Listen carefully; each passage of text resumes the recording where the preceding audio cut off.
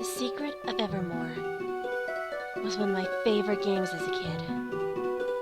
I played through it again every few years, and it somehow always manages to immerse me in its universe. The gameplay is certainly no better than other SNES RPGs, especially the multiplayer Secret of Mana, but the game has always had a certain allure that I didn't quite understand. While it ended up receiving a unfairly poor reception, the game sticks out in a lot of ways. It was the first and only game developed by Square developers in North America. It also has a very unique art style that was ahead of its time and still remains appealing today. It also had a very vivid and memorable soundtrack that seemed to go far beyond the capabilities of a typical SNES sound, which high-quality ambient sounds accompanied many of the game's songs. Most notably, it had a tremendous amount of dialogue and characters.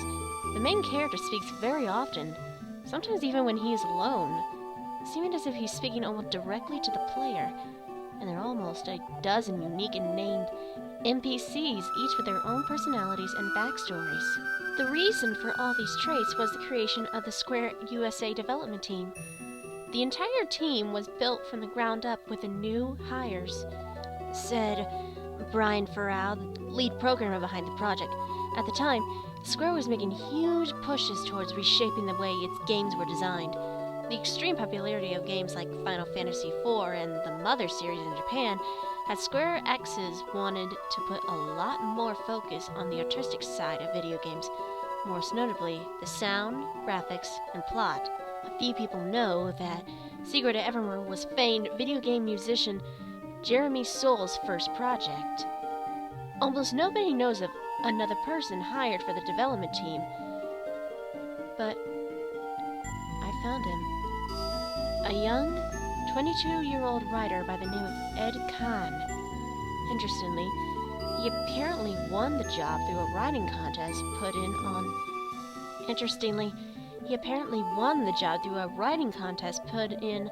search of new young writers who could deliver the distinct American feel that Square had been looking for when they formed Square USA.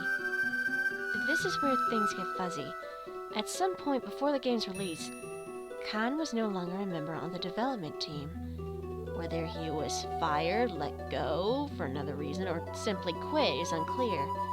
What is clear is that he left sometime in July 1995, just a few months prior to the game's release.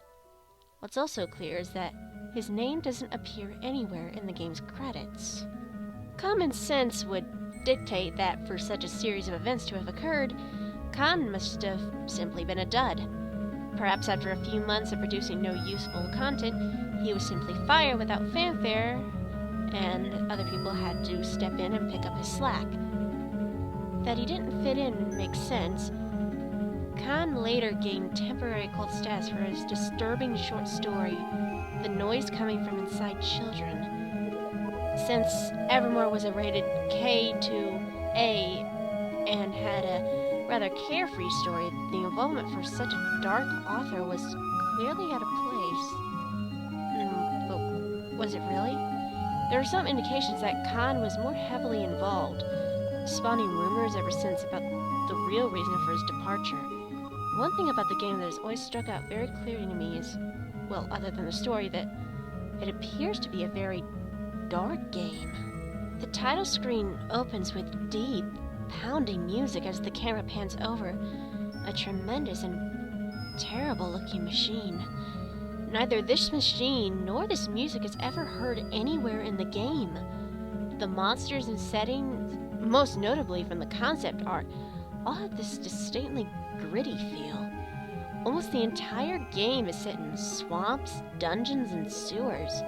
The entire soundtrack is permeated by a haunting, high-pitched leitmotif that certainly doesn't remind me of a game for children. Still, all this is a mere conjecture. Games will often have a gap between their story and content. I wanted to see if I could get past the rumors and hear any hard facts on the matter, so I did some pretty out of the ordinary and actually asked one of the original game's developers. I had seen old threads where this particular member of the team had discussed the game before, and so, after finding a current email, I sent him a greeting and let him know I was working on an article about the development of the game. He was very helpful, and before long I asked if he knew anything about Khan. Unfortunately, he told me that he was just a programmer and didn't often work in the art department, but he said something about remembering the name. When I asked about the art department, he had this to say. That's actually an odd issue. They had this group of new hires, mostly young people, taking care of the creative side. They had a lot more control than you usually see over development. Occasionally, we would get a note or request from them to change an aspect of the game, and we were asked to honor those requests if possible. I asked if there was anything notable about the art department. He had this to say. One thing that bothered me and a lot of people on the team was the lack of communication across the board. They kind of seemed like their own club, and we were never sure where things were going. One example is, and I'm not even sure where this came from, but we were always talking about how this was a darker kind of game and how that was the feel we were going for, etc. Now that I say that, I'm not really sure where it came from or why we thought that, but that was always just the feel of things, the impression we got from the lead writers and designers. Then we played the gold release for the first time just months before launch, and it's this kid game with quirky jokes, and a lot of us were surprised. He noted that everyone involved was very talented, but he eventually asked not to be named. It was obvious to me why rumors about the game's original writer and script had been around for so long. A fairly high-profile writer with creative control fired just before release? A developer said that designers were more leaning for a dark feel and to create a game for kids? Most compelling of all is the game itself, with the soundtrack and the art that still gives me the chills. All this seems to point to the same direction, but sadly the chill ended there. There was simply no evidence that Khan had actually worked for Evermore. Any work he did was gone. If there was some scandal or secret, it surely would have come out in 15 years since the game's release. This originally was where my article ended. Honestly, I thought it was pretty mediocre, and the more research I did into the issue, the less I believed that anything was there. Thinking the article was baseless and kind of stupid. I saved a draft and mostly forgot about it for a year.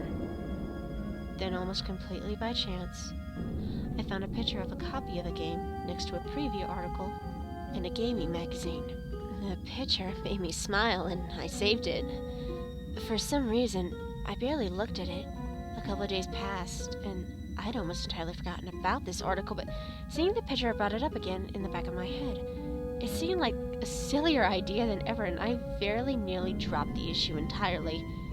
Then, suddenly it struck me. I was at dinner with friends, but the picture popped back into my head. I immediately knew that something was very off about it. If you look at the enlarged photo, you've probably already noticed, especially if you played the game. The article itself is fairly uninteresting and barely visible. One of the screenshots, though, is almost disturbing. The dialogue in the rightmost screen cap reads, "How can you live with what you've done? Those poor children!" This line seemed very out of place to me. The context is even stranger. The boy on the left is the main character, and the girl is one of the friendly characters who you meet and helps you throughout the game. Who's saying the line? What part of the plot are they referring to? There are children in the game, but they're all unnamed NPCs, never referred to at all, let alone as an entity. I barely felt that I needed to check it, but I did anyway. I played through the entire game talking to Fire Eyes, the girl character, after every possible trigger event. Maybe the line was a punchline of a joke and made much more sense in context. The line appeared nowhere in the game. Now, it wasn't entirely uncommon for the preview copies that developers sent out to be slightly different than the final release. Well, it's entirely possible that the line was simply changed. Maybe it was the punchline of a joke or something, removed for compression purposes or for some other reason. Still, the lines seemed out of place. In fact, it's downright bizarre and baffling to me. In the context of everything else already discussed, there has to be something to this. I leave you with one last piece of evidence. The previously mentioned Brian Federal, the lead programmer behind the game, had repeatedly mentioned something I found interesting. I had a lot of fun setting up and tweaking the language, its encoding, the interpreter, the text compressor, etc. We spent a lot of time on data compression. The game was probably more like 57 mbits. Uncompressed, maybe more. We had different ways of compressing nearly everything. Maps, map titles, sprite titles, scripts, dialogue, etc. Some of them had to be decompressed very, very quickly, every frame. We actually had to do a lot of work on text compression towards the end. There was a huge amount of work that had to be done in that area for various reasons. I think in those final months, some guys did more work on the text than they had done throughout its entire development. Could it be that large parts of the game's story were cut or somehow modified in those final days? Was Khan actually involved, and was the direction he took the game simply too inappropriate or too dark and disturbing? On my latest playthrough, one particular portion of the game made me think. There's a scene where Queen Bluegarden is fed up with you foiling her plans and hurls herself off a balcony to try and crush you. She misses, crashing into the floor. Of course, it's explained that she was merely an evil robot. But without the dialogue, there's no indication she is a robot or that she was even aiming for your character. Without the text, it's just a woman hurling herself to her death.